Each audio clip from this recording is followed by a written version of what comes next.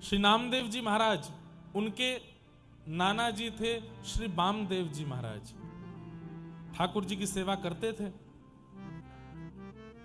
वामदेव जी चले गए तीर्थ यात्रा पर और नामदेव जी से कह के गए, मैं 3-4 दिन के लिए जा रहा हूं, ठाकुर जी की सेवा करना। बोले सेवा में क्या करना? बोले और कुछ तो तुम कर नहीं पाओगे, छोटे बालक हो, श्रृंगार आदि तुमसे हो नहीं पाएगा, बस प्रसादी रसोई में बने थाल में सजा के ठाकुर जी को भोग लगाना।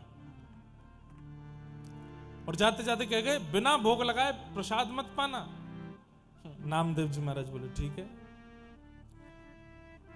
सुबह सुबह दूध का भोग लेकर के ठाकुर जी, दूध लड्डू का भोग लेकर के गए, ठाकुर जी के सामने पधरा दिया। बोले जय जय, दूध फेंट के लाया हूं, बढ़िया लड्डू है, पा लीजिए। नहीं पाया ठाकुर जी ने। 1 घंटा 2 घंटा 4 घंटे हो गए, बार बार नामदेव जी कहें जय जय पा क्यों नहीं रहे हो?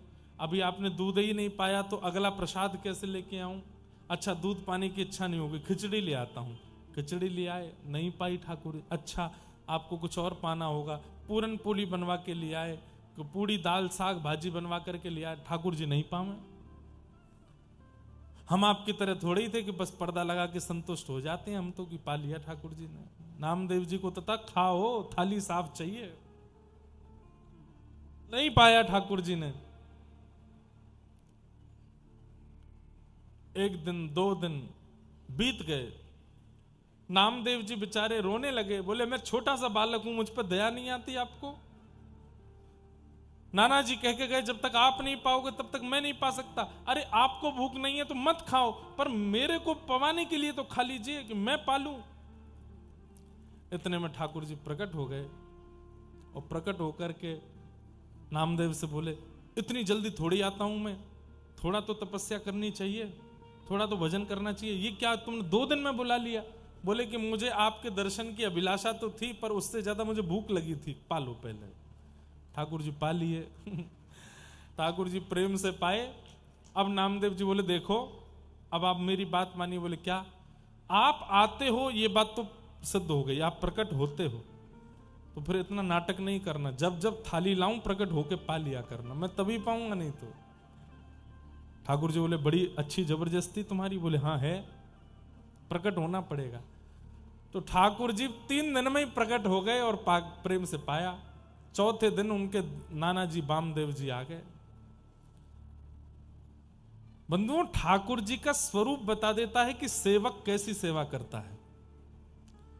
कई लोगों के ठाकुर जी देख के लगता है कि ठाकुर जी बस बोलने वाले हैं, तो समझो सेवा अच्छे से होती। और कई जगह तो बस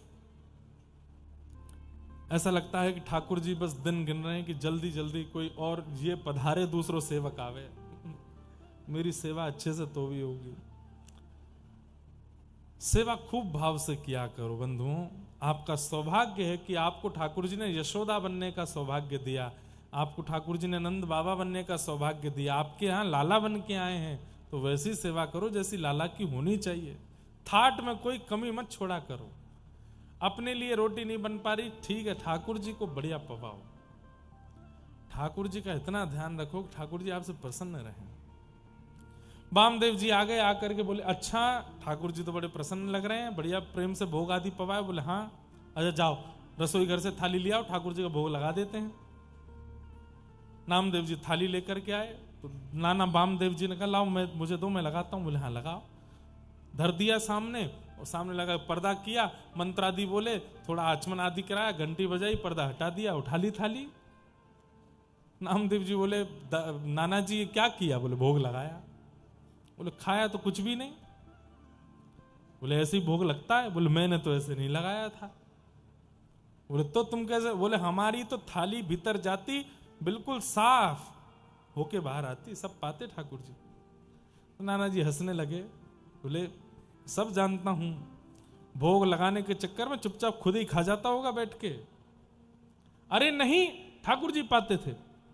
अच्छा चल ले, अब तू लेके जा थाली, साफ करवा के ला। ठाकुर जी के सामने धर दिया।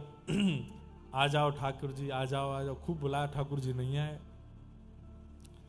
बोले मैं अकेला था तो आ गए थे, उससे मिला क्या? कुछ भी नहीं, आप खा पी के चले गए। अब इनको कैसे विश्वास होगा कि आप आए थे? इनके सामने आओ ना। ठाकुर जी नहीं आए। पीछे खड़े खड़े नाना जी हंस रहे थे। नामदेव जी को बड़ी पीड़ा होने लगी, छुरी उठा ली हाथ में और गले पर रख ली अपने, बोले या तो प्रकट हो जाओ, नहीं तो अभी अपना सर धड़ से अलग कर लूंगा, अभी काट के प्राण त्याग दूंगा। ठाकुर जी नाना जी के सामने प्रकट हो गए और प्रकट होके बोले, बड़ा जिद्दी है भाई तू, तेरे लिए हम 3 दिन में आ गए, उससे संतुष्टि नहीं हुई, अब नाना जी को दिखा। बोले इनको विश्वास ही नहीं होगा। पीछे देखा तो नाना जी तो मूर्छा में आ गए, आंखों से अश्रु बह रहे हैं। मेरा पूरा जीवन निकल गया, मेरी पूरी पीढ़ी निकल गई इनकी सेवा करते करते, कभी प्रकट नहीं हुए, 3 दिन में नामा तेने प्रकट कर दिए। तो ये कलयुग की विशेषता है। हम भले ही कलयुग में हजारों दोष मानते हैं, पर कलयुग की एक विशेषता है कि यहां ठाकुर जी बहुत जल्दी मिलते हैं। बस पुकारने वाला कोई नामदेव जैसा हो, पुकारने वाला कोई भक्तिमती मीराबाई जैसा हो, पुकारने वाला कोई नरसिंह मेहता जैसा हो। ठाकुर जी कलिकाल में तो मानो जैसे तैयार ही बैठे रहते हैं कि बस कोई बुला तो ले, उस भाव से। हम इसी उद्देश्य से कथा सुनाते हैं और कहते हैं, यही उद्देश्य होना चाहिए। इसी में ही कल्याण है कि एक बार अपने संपूर्ण जीवन काल में आपने बुलाया और ठाकुर जी आ गए। बस इसी पुण्य के लिए हम कथा सुन रहे हैं, एक बार ठाकुर जी को प्रत्यक्ष अनुभव करना है।